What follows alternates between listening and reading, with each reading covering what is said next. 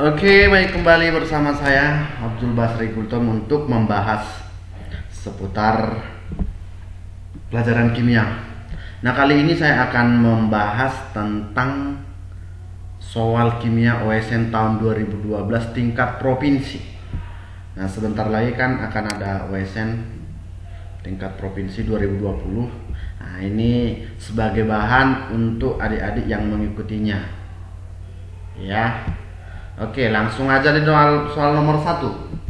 Bila CuCN2 dipanaskan, dihasilkan C2N2 atau cyanogen dan CuCN. Pertanyaannya adalah berapa massa CuCN2 dibutuhkan untuk menghasilkan CnN2, C2N2 sebanyak 5 gram. Nah, jadi setiap ada soal seperti ini kita usahakan buat dulu reaksinya. Nah, ini tadi CuCN2 dipanaskan menghasilkan CN2, C2N2 dan CuCN. Baru jangan lupa setelah reaksi ditulis, maka reaksi harus disetarakan. Karena setiap reaksi kimia selalu berhubungan dengan konsep mol. Nah, perbandingan koefisien itu kan perbandingan mol. Jadi reaksi harus kita setarakan dulu. Nah, setelah kita setarakan, dihasilkanlah 2 CuCN2 kali dipanaskan menghasilkan C2N2 tambah 2 CuCN. Nah, ini kita perhatikan kan awalnya dikasih tahu 5 gram C2N2 nya. Kita cari dulu molnya. Mol C2N2 berarti gram per mR, 5 bagi 52,04 ketemu 0,096 mol. Nah, kemudian yang ditanyakan berapa gram CuCN2 kalinya. Nah, jadi ingat perbandingan koefisien tadi sama dengan perbandingan mol.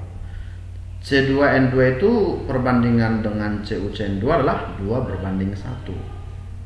Berarti mol CuCN2 nya 2 per 1 kali mol C2N2.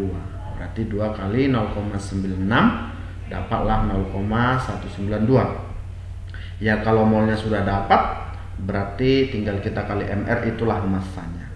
Maka massanya adalah 0,192 kali mR CuCN2 115,6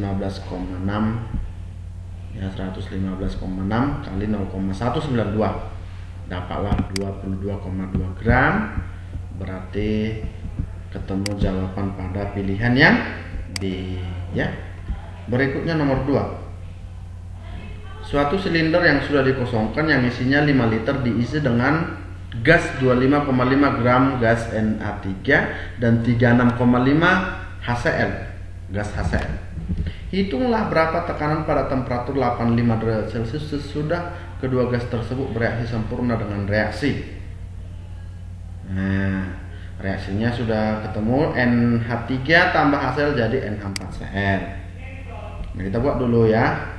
Kita cari mol NH3, keadaan mula-mula berarti gram per mR, 25,5 dibagi N14 tambah 3H17 dapat 1,5 mol. Kemudian mol HCl 36,5 bagi mR nya, nanti boleh dihitung masing-masing ya. Hanya 1 Cl 35,5 berarti 36,5 dapat 1 mol. Jadi kita buat NH3 tambah HCl menjadi NH4Cl. Mula-mula NH3 1,5 baru HCl 1. Jadi karena 1 dibagi koefisien HCl 1 dibanding 1,5 bagi koefisien NH3 1 lebih kecil 1 dibagi 1, berarti yang habis adalah HCl. Nah, kalau habis berarti berapa mula-mula segitulah bereaksinya habis. Ini berarti karena koefisiennya 1 banding 1, maka NH3 1 mol bereaksi, sisalah 0,5 mol. Nah, pertanyaannya adalah berapa tekanan? Berarti tekanan setelah bereaksi artinya kita hitung hanya yang gas. Tekanan yang tersisa adalah maksud saya mol yang tersisa itu adalah mol NH3. Berarti kita ambil dari si NH3 nya aja ya. Kita masukkan rumus gas ideal, PV sama dengan nRT. Tekanan kita mau cari, volume tadi di atas sudah ada 5 liter ya, 5 liter sama dengan mol. Molnya yang tersisa kita ambil 0,5 ini ya, terus dikali R tetapan 0,082 kali suhu. Ini kan masih Celsius, ubah ke Kelvin, tambah 273 tambah 273, maka kita dapatkan hasilnya nanti tekanannya 2,94 atmosfer. Maka jawabannya adalah A. Begitu ya, itu untuk soal nomor 2. Nah, ini saya yakin nggak terlalu susah masih ya. Oke, ini ada 3 jenis larutan garam dan 1 jenis larutan non elektrolit, yaitu BaCl2, MnSO4, ZnSO4, ethylene glikol. Nah, yang non elektrolit itu yang ethylene glikol. Ketiganya sisanya kan garam ini. Garam berarti elektrolit. Nah, yang ditanya adalah yang berkurangnya titik leleh, urutan berkurangnya titik leleh. Mulai dari 1, 2, 3 atau 4. Nah, jadi kita kalikan antara molalitas dengan jumlah ion. Sehingga untuk BaCl2 nomor 1 0,13 kali jumlah ionnya.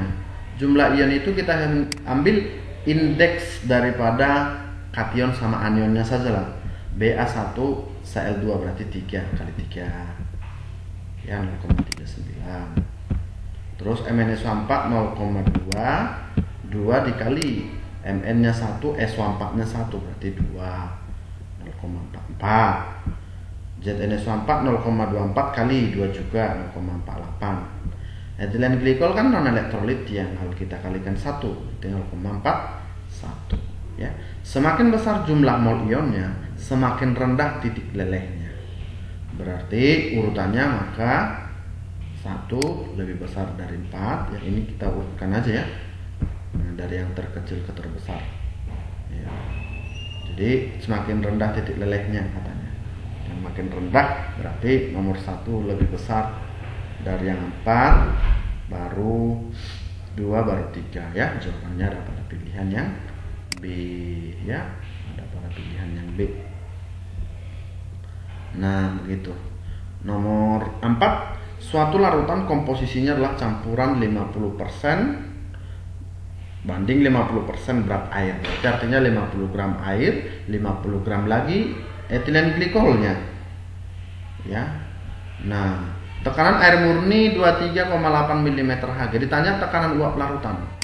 Nah, ini kita masuk dari rumus sifat koligatif larutan ya, penurunan tekanan uap.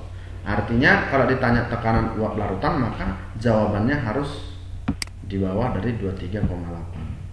Maka kalau D dengan E nggak mungkin lagi jawabannya, karena di atas, yang E di atas 23,8 dan D 23,8, nggak mungkin tetap sama, pasti harus di bawah. Nah, jadi kita kalau mau lihat jawabannya antara A, B dan C lah. Nah, tapi kita lihat pembahasannya, jangan lupa rumusnya ya. Tekanan uap larutan atau P sama dengan tekanan uap pelarut murni atau P0 kali fraksi mol pelarut. Fraksi mol pelarut berarti mol pelarut per mol larutan. 50 gram tadi etilen glikol ya, 50 gram air, karena 50% banding 50% ya. Berarti dapatlah fraksi mol pelarut. Mol pelarut berarti 50 per 18 per 50 per 18 tambah 50 per 64 ya, udah dikasih tahu di atas ya, MR masing-masing.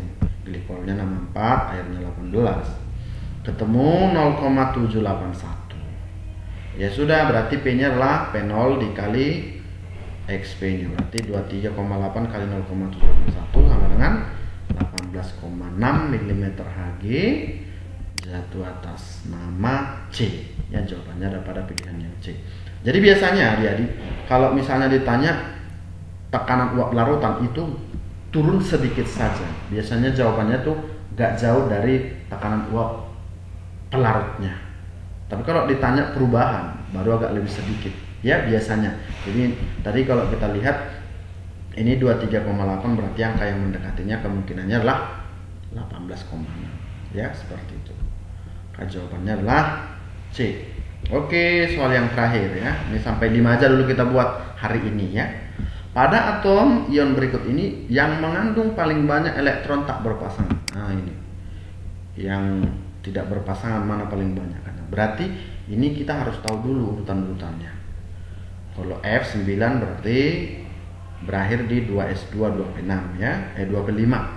Kan A6 itu P itu maksimum 6, berarti supaya 6 dia hanya butuh satu lagi, artinya satu tidak berpasangan. Nah gitu. P tadi maksimum 6, berarti kurang 3, berarti 3 tidak berpasangan. Setiap dia golongan utama sudah bermuatan, biasanya itu sudah jadi golongan 8, jadi stabil dia. Kalau stabil itu tentunya pasti sudah berpasangan. Ini 18 ya, 16 tambah 2 18. Berarti semua berpasangan karena transisi itu ya, argon. 12 kurang 2 10 itu neon. Nah, gitu. Ini 21 kurang 3, ini transisi tapi 21 kurang 3 berarti 18, argon juga. Nah, ini sisa nanti dia 3D1. Setelah kita buat pelepasan 3 elektronnya, artinya terdapat 3 terdapat 1 elektron tak berpasangan di orbital D. Berarti yang paling banyak tidak berpasangan itu adalah 3 elektron. Berarti dia adalah unsur N. Ya, unsur N. Jawabannya adalah B. Iya baik. Adik-adik jangan lupa subscribe, like, komen, dan share ya. Oke. Nantikan video kita berikutnya. Selamat sore. Terima kasih.